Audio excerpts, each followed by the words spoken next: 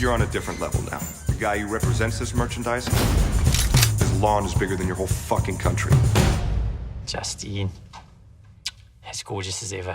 Well, you've put on a bit of weight. Fuck off. How's it going, everybody? Today I'm reviewing the new film put out by A24, Free Fire, with a star-studded cast, directed by Ben Wheatley. It stars Brie Larson, Armie Hammer, Sharito Copley, Cillian Murphy, and a bunch more. I think, was it Jack Rayner's in there? One of the guys from Game of Thrones a couple seasons back, he's in the show. Yeah, star-studded cast, so let's just jump into it. Now, I know this movie came out and premiered at the Toronto International Film Festival this past September, and it is getting a release this weekend here. And I was looking forward to it just because I'm a huge Brie Larson fan, and it just looked like one of those contained movies where it's just set in one room. Basically, the movie's about this group of people. They're going through an arms deal. They're trading weapons overseas. Basically, Sharito Copley is selling weapons to Cillian Murphy's character, and something goes wrong, and a shootout occurs in this warehouse. That's pretty much all the plot you need. And like I said, I was looking forward to this one. I heard it was like a fun movie when it premiered at TIFF. I believe it premiered like at the Midnight Madness type screening on the opening night, and it's definitely what I expected, and it's what I got in this movie. A lot of fun action, some very humorous moments. Sharito Copley was a standout by far. He was hilarious in this movie, and one of the better performances I've also seen from Armie Hammer. I mean, he's been great in a couple other things, Lone Ranger notwithstanding, but he's this movie, I loved him seeing him in this one. It reminded me of him like in The Social Network. He's kind of this professional character who's just kind of, each character has their own little quirk and niche moments. Some of the side characters are pretty great as well, but really what you go in this for is this humor and witty back and forth. You hear people, what Ben Wheatley tries to do with this is when chaos is going on, basically. It's a non-stop. You'll be at the, not necessarily the edge of your seat, but you'll be just keep going and going, like you're trying to catch your breath, basically, scene after scene.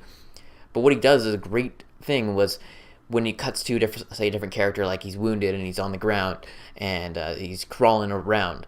Basically, you hear all the other background voices like talking and having the conversation. So when I was watching this, I'm like, this must have been a tricky thing to like storyboard because there's so many characters in different places at the same time, all in this room. But you got to try to keep a cohesive story and kind of know where everyone is in perspective to one another. But like I said, the whole cast, top to bottom, was great, with the standouts being Sharito Copley and I think Armie Hammer were both great. Brie Larson was good in it, so was Cillian Murphy, but like I said, the standout for sure is Sharito Copley. Now, this movie is not going to be for everyone. I believe at the screening, 2 people actually walked out and didn't come back. So just know what you're getting yourself into when you go to see this one. There's lots of swearing, there's lots of funny jokes in it, in my opinion, and some good action and humorous action at the same time that I think Ben Wheatley did a great job with altogether. And like I said, star-studded cast, and just the runtime on this movie is 90 minutes in and out, and you're happy. If it did go on any longer, you would have felt it for sure. I think it would have got a little boring and stale, and just enough is enough. Get to the end. But being at the 90-minute time frame, I think really suited this type of movie.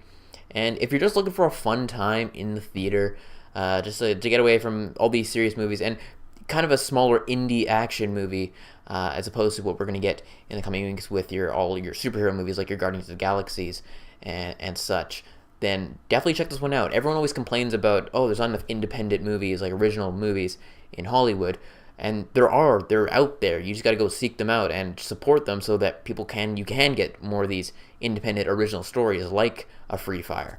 So yeah, I definitely recommend check this one out. I can see it not being for everyone, and maybe you don't like that it's all set in this one room, but I liked it. It's unique, it's different.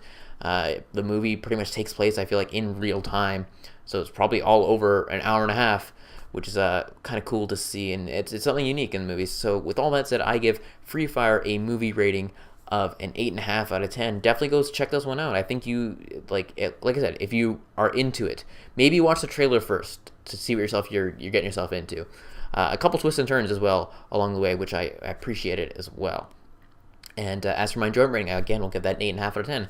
Definitely, it's up there. Like, not necessarily my favorite movie of the year, but I would definitely check this one out again once it comes out on Blu-ray and watch it. And I recommend you guys check it out as well. So that's it. Hope you guys enjoyed this video. I will be seeing some early screenings of a couple movies coming up next week or so. Hopefully I'm going to get a King Arthur, Legend of the Sword review out pretty early, a couple weeks in advance, hopefully.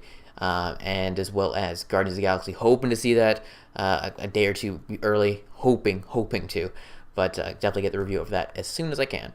Anyways, hope you guys enjoyed this video, and I will talk to y'all later.